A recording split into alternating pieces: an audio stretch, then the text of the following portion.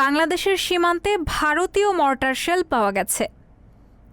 গতকাল শনিবার ঝিনাইদহের মহেশপুর সীমান্ত এলাকা থেকে ভারতীয় একটি অবিস্ফোরিত মর্টার শেল উদ্ধার করেছে ৫৮ বর্ডার গার্ড বাংলাদেশ। ৩১ আগস্ট সকালের দিকে উপজেলার শ্যামকুর ইউপির লড়াইঘাট বিউপি সীমান্ত পিলার ৬১/১৩৭ আর এলাকা থেকে অবিস্ফোরিত মর্টার শেলটি উদ্ধার করা হয়।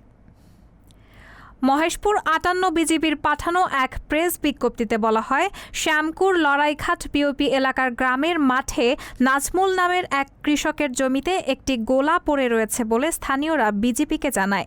এমন সংবাদ পেয়ে তাৎক্ষণিক বিজিবির একটি টহলকৃত দল ঘটনাস্থলে পৌঁছে মর্টার শেলটি উদ্ধার করে।